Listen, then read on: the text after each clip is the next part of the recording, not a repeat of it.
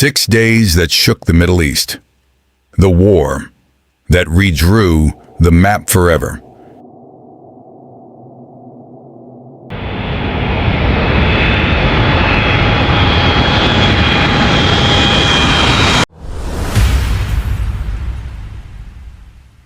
June 1967. 6 days. That's all it took.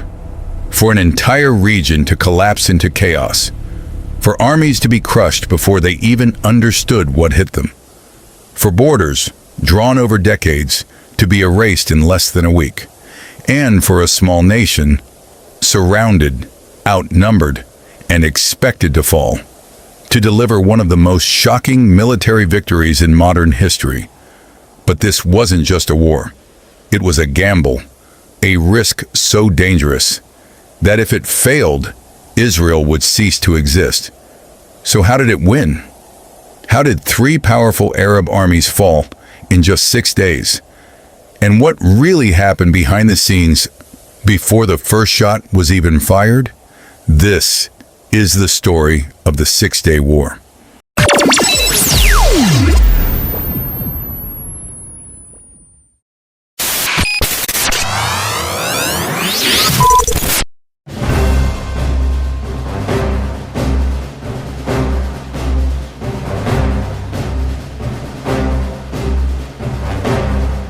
By the mid-1960s, the Middle East was already a ticking time bomb. The creation of Israel in 1948 had left deep wounds across the Arab world. Neighboring countries, Egypt, Syria, and Jordan, had fought wars before, and they were preparing for another. At the center of it all was Egyptian President Gamal Abdel Nasser. Charismatic, bold, defiant. He became the voice of Arab nationalism, and he made one thing very clear. Israel must be confronted. In May 1967, everything changed. Egypt moved tens of thousands of troops into the Sinai Peninsula. Then came a decision that shocked the world. Nasser ordered the closure of the Straits of Tiran, a narrow waterway, but Israel's only access to vital trade routes. To Israel, this wasn't just pressure. It was an act of war. Israel now faced an impossible situation. 3 armies, 3 fronts, and very little room to survive. Egypt in the south, Syria in the north, Jordan in the east. Together they had more soldiers, more tanks, more aircraft, and the advantage of surrounding Israel completely. Inside Israel, fear spread quickly. People dug trenches. Mass graves were prepared in case the worst happened, because many believed this could be the end.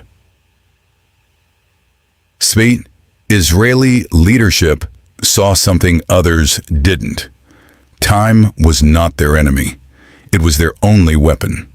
The Israeli military knew one thing: if they waited, they would lose. So they made a decision: strike first. But not just any strike. A strike so precise, so overwhelming, that it would decide the entire war before it truly began. The target? Egypt's Air Force. If Egypt controlled the skies, Israel would be destroyed. So Israel planned something almost impossible: to destroy Egypt's entire Air Force on the ground in a single morning. June 5th, 1967. Early morning. Most of Egypt's Air Force sat quietly on their runways.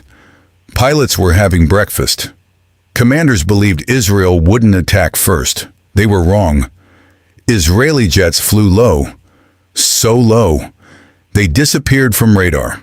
Then, without warning, they struck. Airfields were bombed. Runways were shattered. Fighter jets were destroyed before they could even take off.